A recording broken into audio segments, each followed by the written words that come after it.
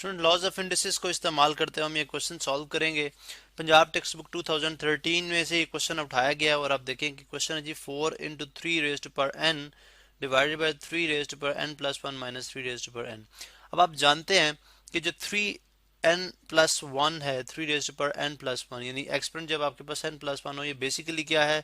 कि जब आपके पास दो एक्सपोनेंट जिनकी बेसिस सेम हो, ठीक है, जब आप उनको ऐड करो, यानी अगर मैं थ्री रेज्ड पर एन और थ्री रेज्ड पर वन ये आपस में मल्टीप्लाई होंगे, बेसिस सेम होने की वजह से पावर्स इनकी ऐड हो जाएंगी। तो मैं इसको प्रोडक्ट सम में भी लिख सकता हूँ और इसको ब्रेक करके भी लिख सकता हूँ, जैसे मैंने यहाँ पे लिखा हुआ सम में मैं इसको रिवर्स में लेके आ सकता हूँ। इन अदर वर्ड, आप अगर लॉज प्रॉपर लॉ की बात करें तो ये है जी कि अगर एक्स की पावर एम हो और एक्स की पावर हमारे पास एन हो तो वो किसके इक्वल होती है, एक्स की पावर एम प्लस एन के इक्वल होगी। अब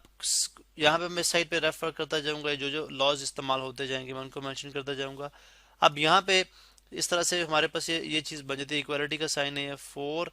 three raised power n divided by three की पावर एन, ठीक है, और थ्री की पावर वन माइनस थ्री की पावर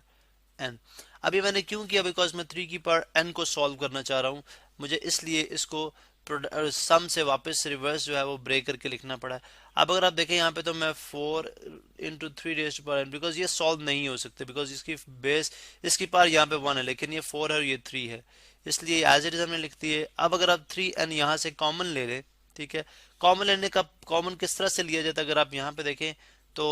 हमारे पास थ्री एन है, यानी मैं इस टर्म को यहाँ पे लिख रहा हूँ, ठीक है, थ्री एन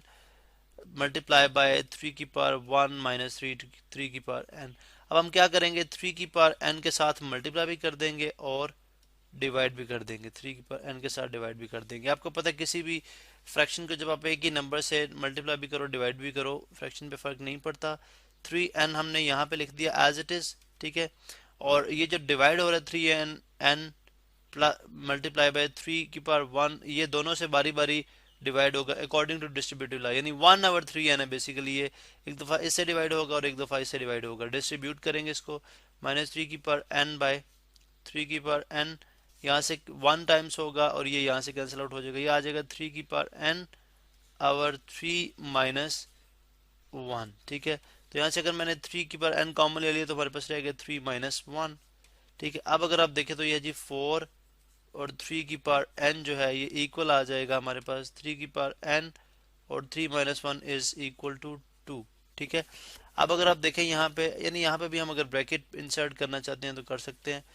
अब थ्री की पावर एन थ्री की पावर एन से कैंसिल आउट हो जाएगा, या इसका जो प्रॉपर वे है वो ये है कि टू वन टाइम्स टू और टू टू टाइम्स फोर, ये तो कैंसिल आउट हो जाएगा, तो ये आ जाएगा टू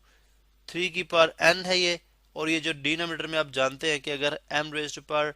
लाइक अगर हमारे पास इस तरह से मैं आपको बता दूं कि अगर हमारे पास थ्री की पावर लाइक एक्स की पावर एम हो जो हमारे पास लॉस है और एक्स की पावर एन हो, तो अगर एक्स की पावर एम और एन इक्वल है तो एम माइनस एन हम कर लेते हैं और ये हमारे पास आ जाएगा x raise to power zero which is equal to one, ठीक है। अब इसी लॉस के तहत हम इसको सॉल्व करेंगे। थ्री की पावर एन थी और ये थ्री की पावर प्लस एन है, ऊपर जाके आ जाएगा थ्री की पावर माइनस एन, ये आ जाएगा टू इंटू थ्री, सॉरी यहाँ पे टू लिखना था, टू इंटू थ्री की power n minus n which is equal to zero, two into sorry यहाँ पे two multiply by three as two power zero. आप जानते हैं किसी नंबर की पावर जीरो जो है वो किसकी इक्वल होती है, वन की इक्वल होती है, तो आ जाएगा two multiply by one which is equal to two. तो इसको हमने जब सॉल्व किया तो हमारे पास फाइनल या एंड रिजल्ट क्या आता है,